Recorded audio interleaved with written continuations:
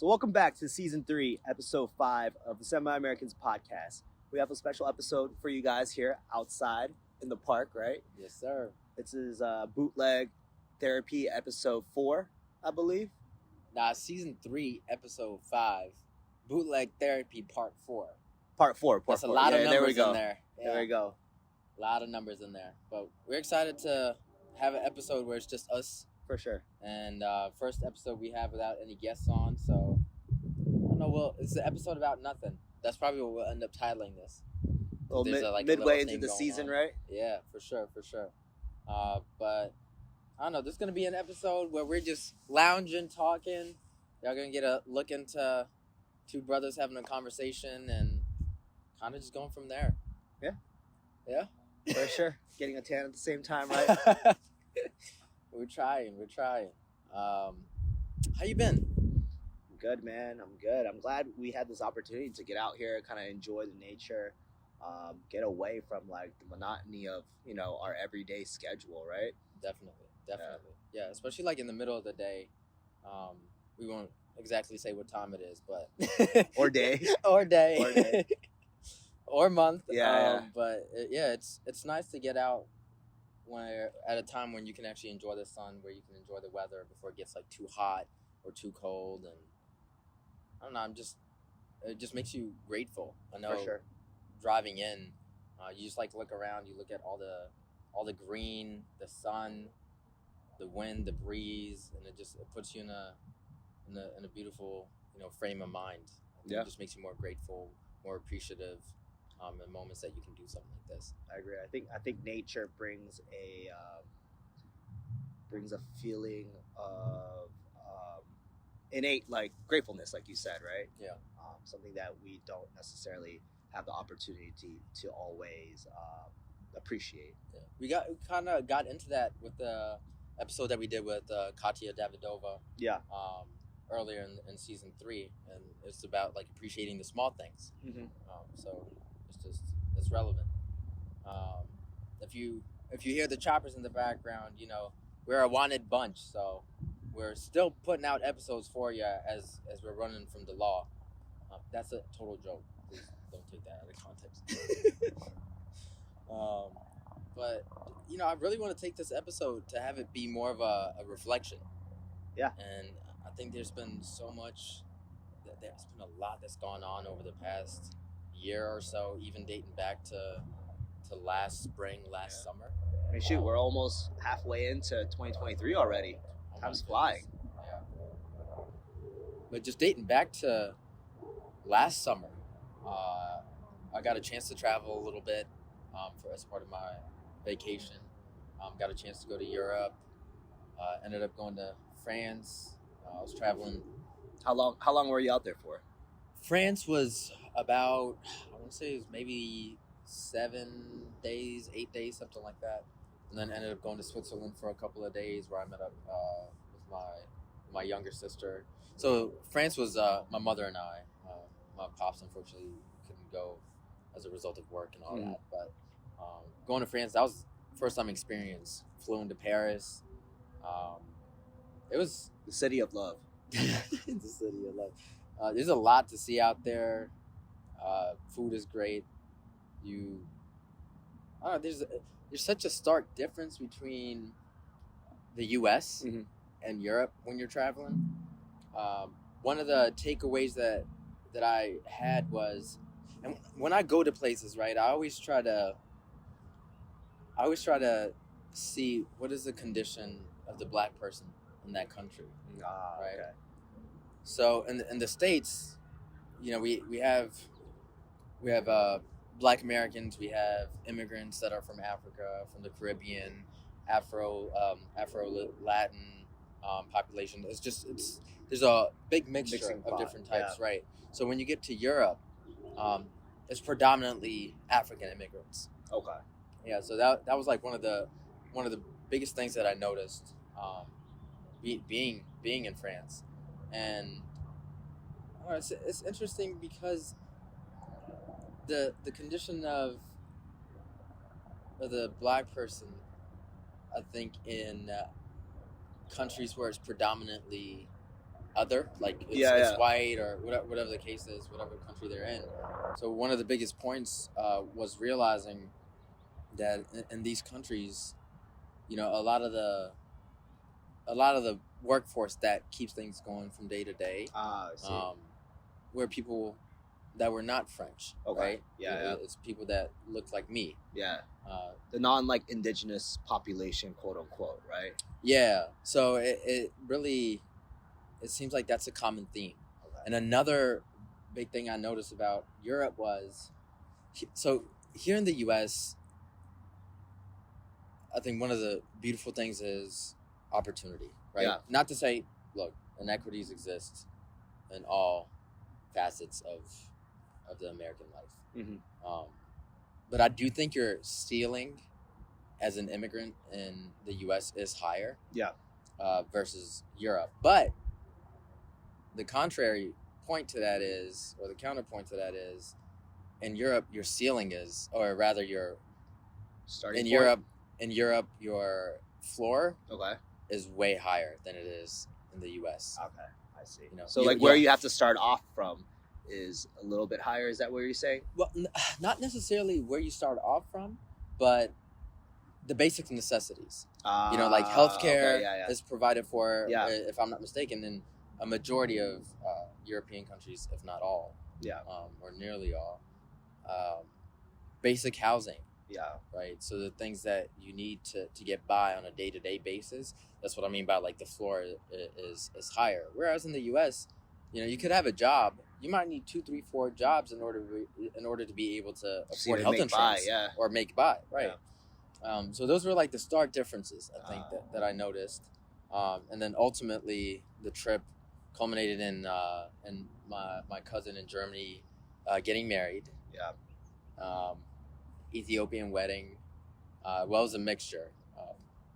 Ethiopian/European wedding. And as you saw, Ethiopian weddings are it's a live event, man. It's a process, man. It's almost a festival. It's a whole night, whole day ordeal. Yep, for sure. And Daniel, we're saying that because Daniel and another one of my close friends, Spencer, who we hope to have on later in the season, I invited him out to my uncle's wedding. That was this couple past weeks weekend. ago. Weekend. And I don't know, what was that like for you from your perspective? Because I mean, I don't go to a ton of weddings, period. But that was probably my first Ethiopian wedding in the States. Yeah. I mean, in terms of like, you know, a wedding itself, right? It's a celebration of two people coming together within a matrimony to become one, right? And for me, I have been to a fair amount of weddings, but they've been mostly either like, you know, American style, or like kind of like in a church, or typical, like, you know, you have your ceremony and then you go into a different location to do like a reception / like dinner type of, I guess, schedule, right? So this was a total different culture shock for me, because first off, the entire wedding was in a different language. It was in Amharic, right? Yep. So I kid you not, I don't think there was one word said in English the entire ceremony. Maybe right? like, please sit down. No, honestly, I don't think so. That. Yeah, not even that. It was like the only English that I spoke was to Spence, Jane, or like to your parents when I walked in saying hi, you know, or your cousins that I knew.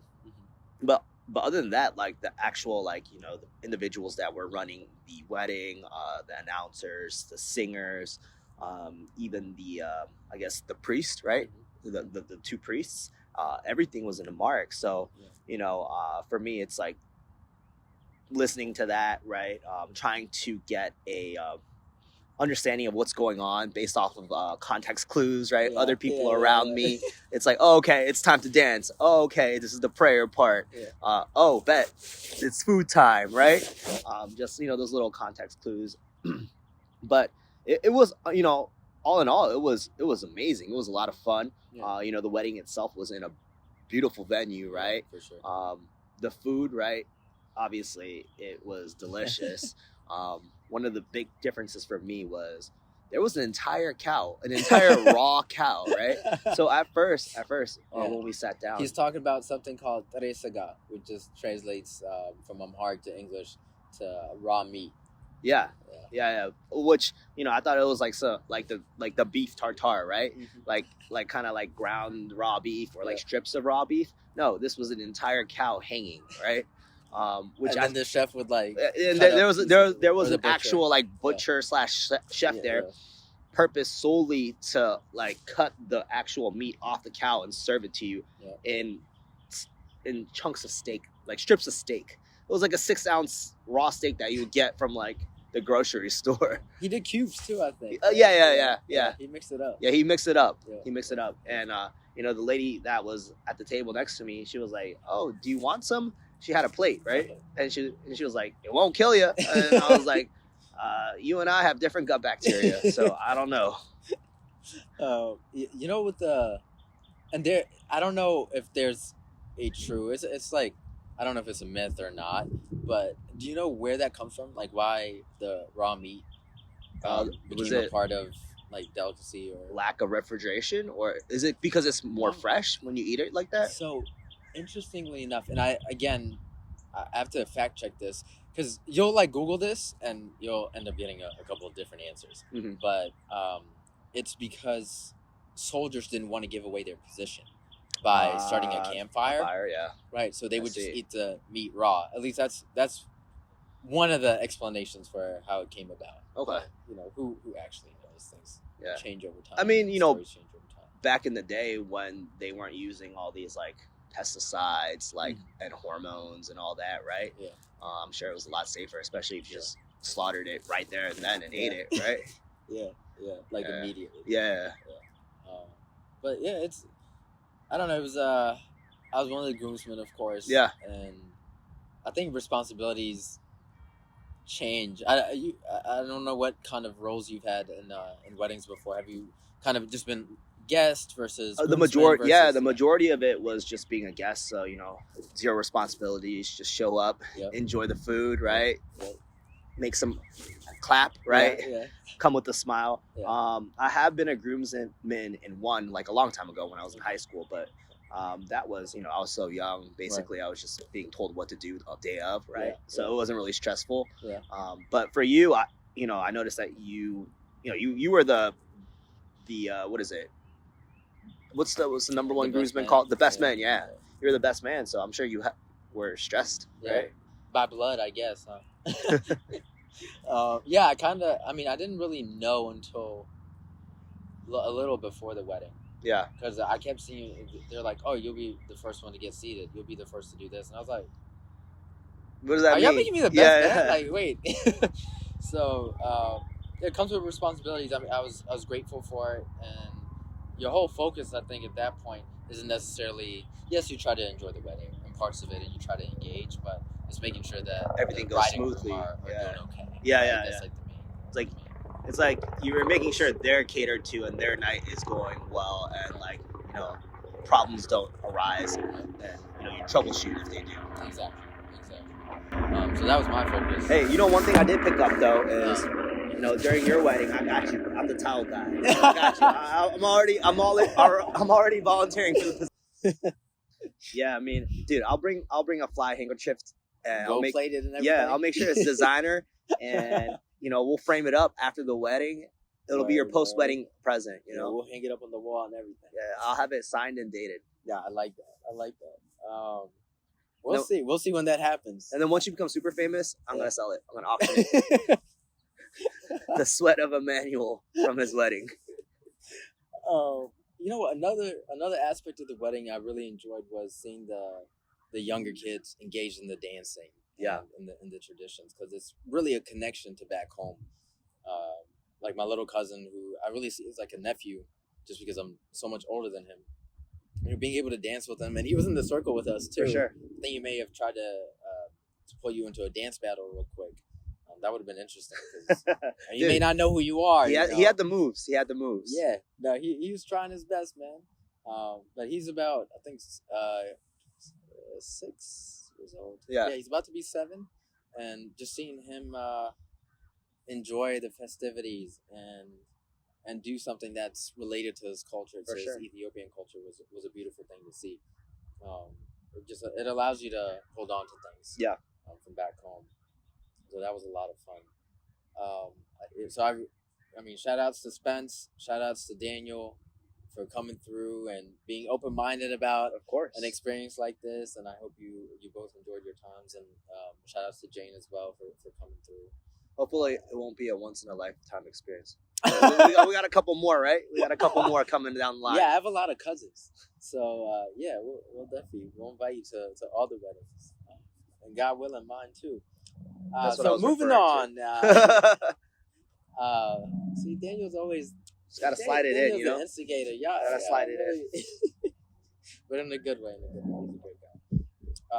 Another theme I think over the past year has been this theme of loss. Mm-hmm. I unfortunately lost a couple of people close to me. Both having passed away, and friendships ending, and just disconnect from other people and whatnot. And that played a big part of it in us taking a break for this upcoming new season. We had to make sure that we were both mentally right before we decided to put together the content so people can actually enjoy what we're doing. So there's a lot of lessons from that. For sure. It's one of those parts of life that we don't really. It doesn't happen a lot, right? But it is a natural cycle of life, and it's something to acknowledge and feel those feelings, right? Yeah. And similar to a cycle, slowly, grow from it, mm-hmm. right, and move on, right? Yeah. And with anything that we do, it's all encompassing, right? Whether it's your regular job, whether it's your interactions with family, friends, a lot of that is related to where you are in terms of your mental space. Mm-hmm. Just how are you doing as a human being? Yeah. And if you're at a point, and that requires a lot of self-reflection, and I had to do a fair bit of that. After I got back from Europe, I felt like I was tired. And we were doing a lot. We were dropping episodes every week, and trying to come up with content every week, as we all have our 9 to 5s. Yeah, we have 9 to 12s. Yeah, whatever my schedule, your schedule, and I think it was a perfect time to take a break from things. And kind of just regroup, and then when the time is right, you give it another go if that's what you're wanting to do.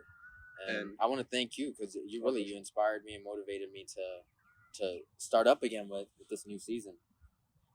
So y'all thank Daniel for us coming back, and hopefully the break and us kind of recomposing ourselves shows within the past 4 episodes that we've dropped so far, and the level of effort that we are trying to put into right this new season for y'all. Yeah, because there's a lot of hard work that goes on behind the scenes.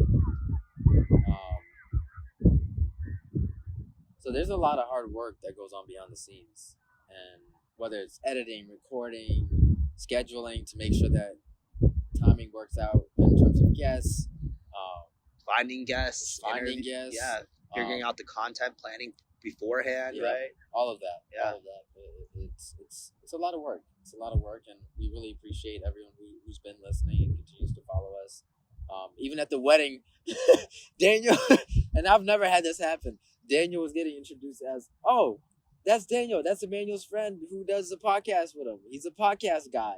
So that's a title I felt famous for a second. I was like, oh, y'all want my signature? Yeah. I got you. I had the pen and paper ready. He's doing autographs. Deservedly so. So yeah, it means a lot to us that everybody's checking in and for sure and watching, and when guests are reaching out to us to get on the show on these episodes, it means a lot to us. So thank you for riding with us. Really appreciate y'all. That. Yeah, and thank you for making sure this keeps going. Likewise, you played a big role in that. And just like reflection wise, I'm really happy with how this season has gone. Yeah, it's been a diverse cast of guests. It really has. And there's more to it. I mean, this is kind of like our mid-season break. Yeah. That we're coming back from, but we have more guests in store and more episodes in store that we hope that you all enjoy. A lot of content for y'all's driving pleasure. Yeah.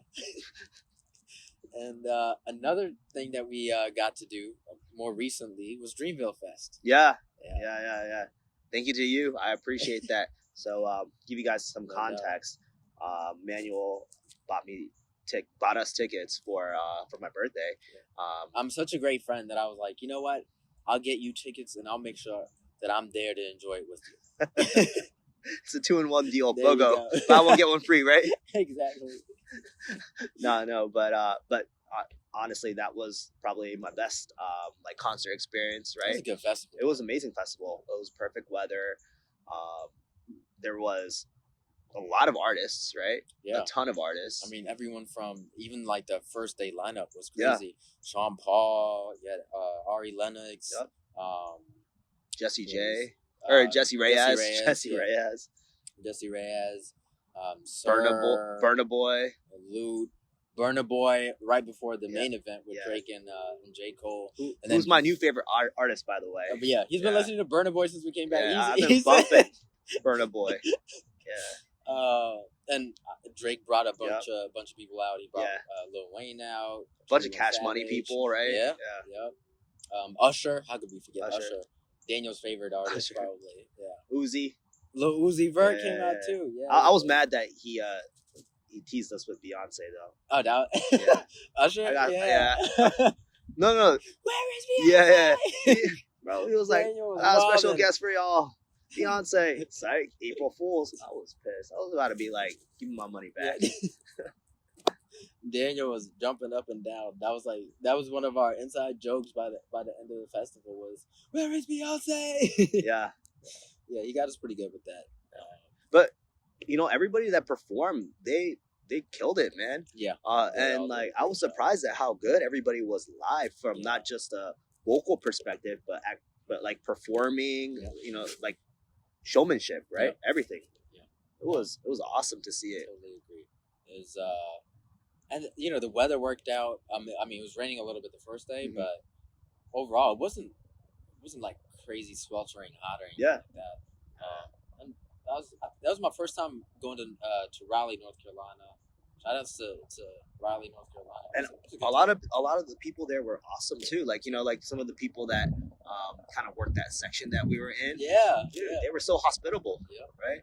Daniel was making friends left and right. I would turn around and like go get food, and I come back and Daniel's like sitting in a circle of people, and he's like, "Hey, take a seat." Like they were hooking us up with like free waters, like free Gatorades and stuff. No, they were very nice. Yeah.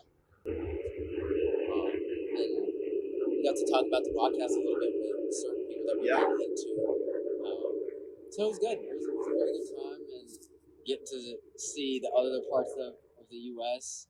Got some exposure through the concert, right? The festival that, teaser, by the way. We might have a couple people definitely related to that. Yeah. Some people reached out after we posted some of the content that we had from the Dreamville Fest.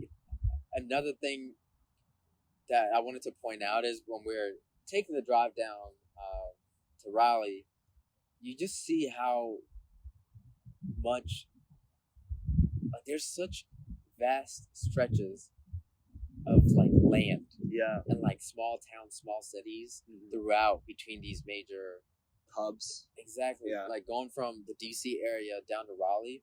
I mean, you pass through like Richmond, right? Mm-hmm. You pass through like Fredericksburg and a couple other cities that I'm blanking on right now, but so much of America is that. It's the majority, right? Yeah, it may not be huge in terms of like population wise, but landmass wise.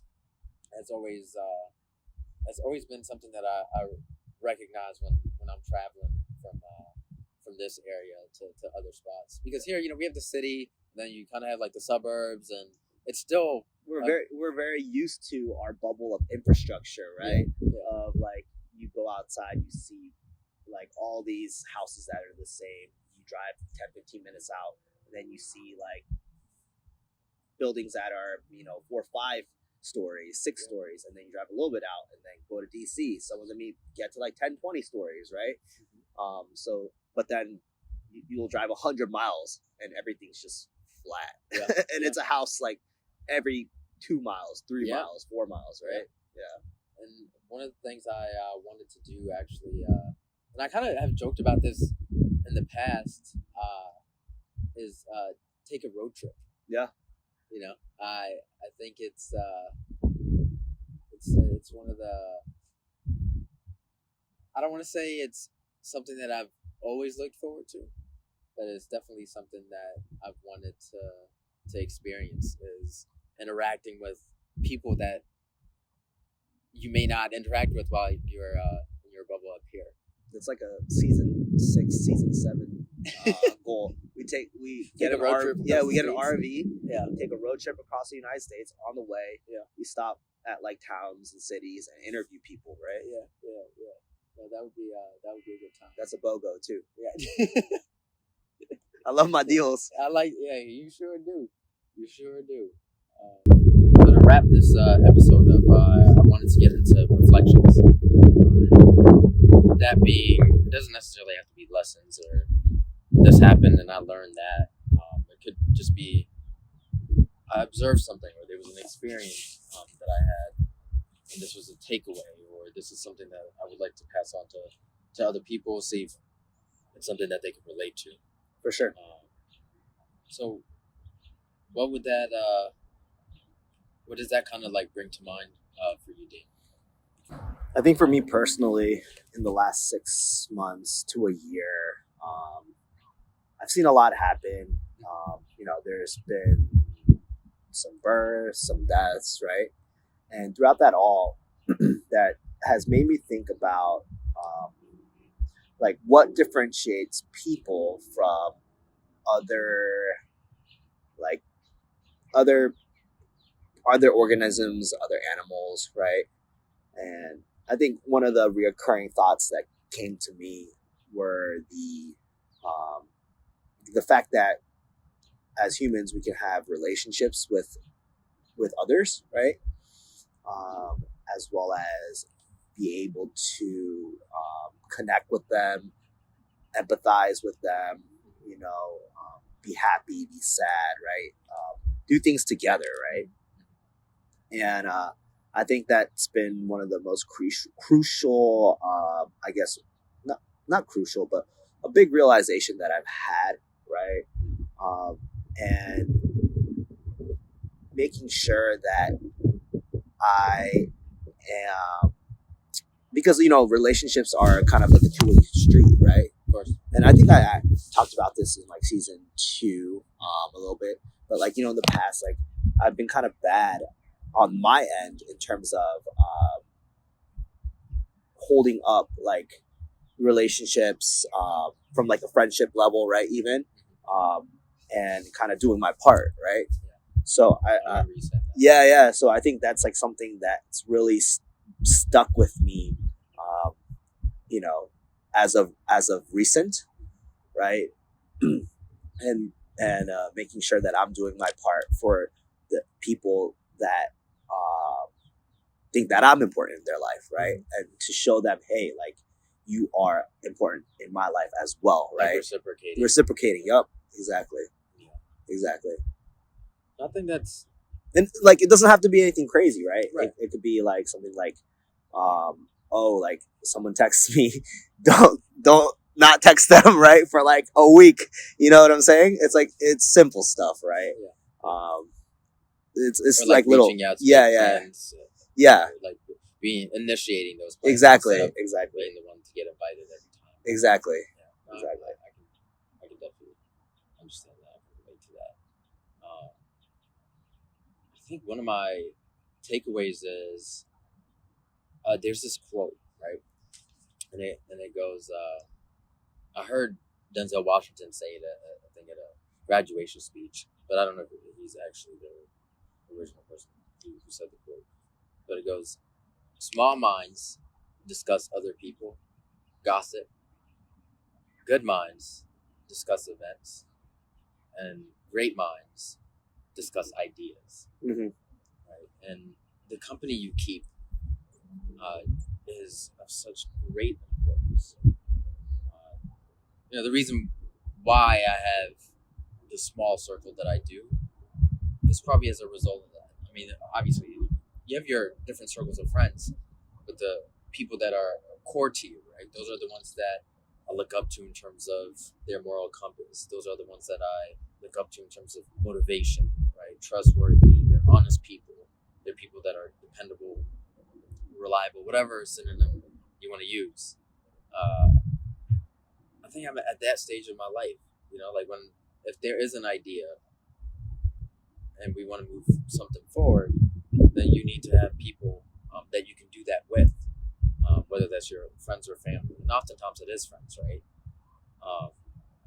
So that's something that I've reflected on, and that it's okay for you to not associate with people that would bring about any type of like negative influence into your life, into your sphere of positivity and progress and motivation. And another thing is, just because you're running doesn't mean that equates to progress, right? Yeah. You can be on a treadmill and you're running, but you're running in place. Yeah. So those are some of the bigger reflections I think I've had over the past couple of months. And if you want to go do something, just you can think about 100 million things that would prevent you from going. You know what's funny? I was literally gonna bring up that same thing while you were talking. That's another point that came up. It's like that. This is like something that has resonated with me. I think you said it earlier in the year. It's like, hey, if I want to do something, I'm just gonna do it, right? Like, it doesn't matter if I've never done it before. If I don't know how to do it, I'll figure out how to do it. Yep. And even if I fail, right, I'll try. Yeah. I'll at least try it, right? Yeah. And like, even like we didn't know how to do a podcast, right? But we're already on season 3. Yeah. We're shooting episode 5. Exactly. Now we're doing video editing. Yeah. Like I'm on Adobe Premiere Pro going crazy, but at least I'm like, we're learning, right? There's 4 videos out already with video, Exactly. So it's like, it's crazy to like, it seems so daunting and like, but then like you're doing it and then you see the progress that you've made. And it's like these small building blocks, end up becoming like the base, the structure, and then, the final product, right? 100%. In the words of the late, great Bob Marley, if you're the big tree, we are the small axe.